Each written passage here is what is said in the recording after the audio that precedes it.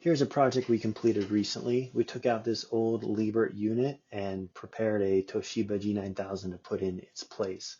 The first thing we do is move this rotary maintenance bypass so that we can safely work on the unit without dropping the load.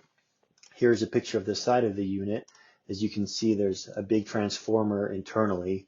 This specific Liebert was interesting because it had an internal transformer that brought the voltage from 480 down to 208. And here's the pallet of batteries. We decided to remove those prior to removing the battery cabinet because we didn't want to crack that raised floor we were working on. Here's the unit totally gutted. The electrician had taken out most of the wiring and breakers.